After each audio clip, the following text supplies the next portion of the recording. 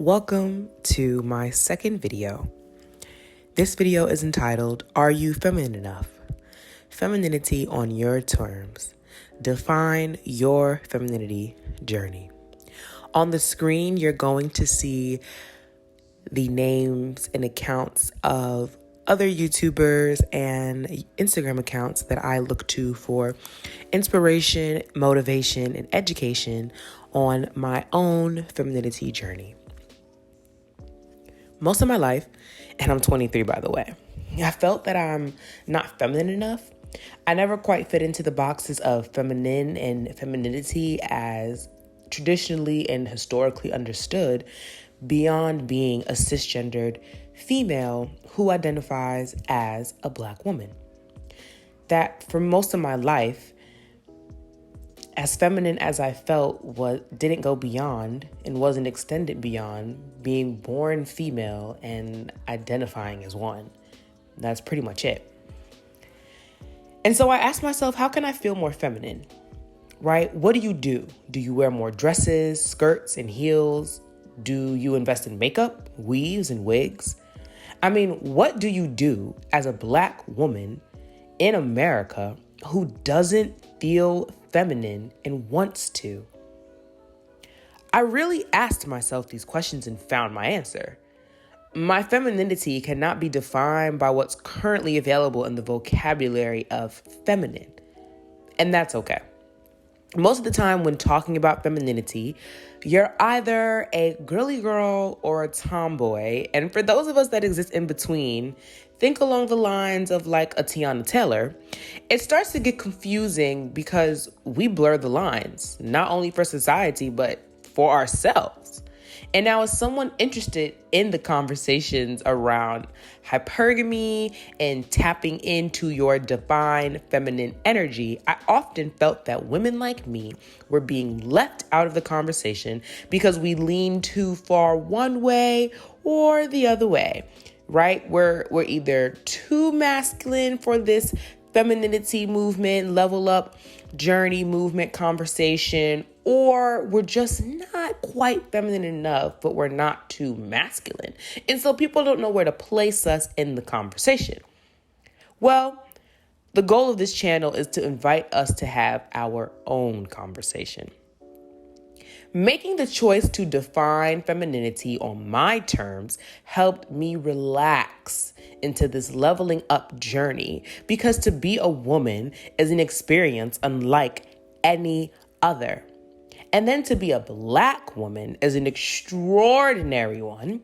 And then to be a cisgendered female and identify with my assigned gender and sex at birth is a unique experience. And when you put all of these things together, you think that you know how femininity will be demonstrated and performed, but you don't. My femininity, I believe, has never been performed as expected because gender, my loves, is a performance to an extent. So when you decide that you want to define femininity on your terms, start with affirming yourself in your femininity. You, yes, you, are as feminine as you need to be at all times, because your expression of femininity is unique to you and it deserves its own space. What it means to be feminine is something I think that can't be defined so easily. And I feel that a lot of women are trying very hard to squeeze themselves into very rigid standards when it comes to their own femininity. And as Carisha once said, I don't like that. Decentralize men. Decentralize men when it comes to defining your femininity. And I feel like I often say decentralize men, but that's because I think women need to decentralize men more. It makes us happier, and honestly, decentralize anyone other than yourself in your life because you are the center of your life. Now, keep in mind, that I am speaking as a 23-year-old Black woman who lives at home, and my responsibilities right now are caring for myself and my family.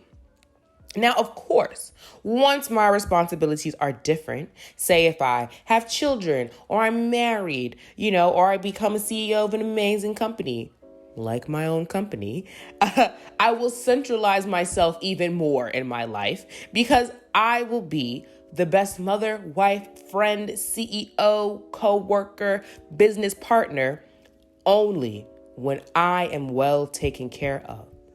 And the person with the most power to make sure that I am well taken care of is myself. I think you thought that sentence was going to go somewhere else. No. My grandfather always taught me that I can only be as helpful to other people in my life if I've helped myself first. And I have watched how practicing this creates longevity and wellness in life. Remember that in order to be feminine, you don't have to be a cisgendered woman. I am a cisgendered woman, and so when speaking, I do my best to speak for myself and my experiences. But I want everyone who may be listening to this to know that this is a safe space that welcomes all women. And in saying that, I want to remind people that when I am speaking, my language may be more gendered than I would like or intend for it to be. Because I'm learning. We all are. Let's continue to uplift each other in our divine femininity. The person who has the power to define what femininity is to you, what femininity will be, and how femininity operates in your life is you. Femininity is an energy. It is a way of being and existing. It is a mindset. Femininity goes beyond what you're wearing. It goes beyond the color and length and shape of your nails. It goes beyond the heels and the shoes. It goes beyond the skirts and the dresses. It goes beyond the hair. It goes beyond the eyelash extensions. It goes beyond everything that I feel, have been programmed to think it goes. Femininity is an energy. The more that we tap into our divine feminine energy, the happier and better that we'll be.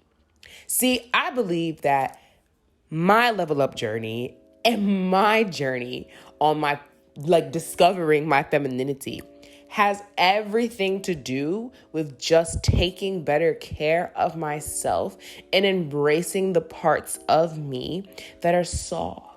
Embracing the parts of me that are strong, embracing the parts of me that are loud, but also embracing the parts of me that want to be a little quiet.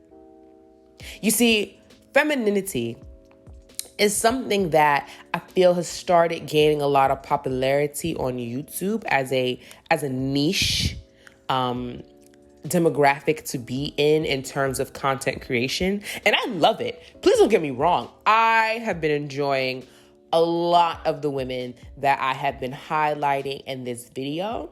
Like I said, please pay attention to the screen because I have been showing you guys the channels that I am subscribed to, the channels that I watch, the channels that I am listening to, and the Instagram, Twitter pages that I use for inspiration, motivation, and education on my level up journey and divine femininity journey.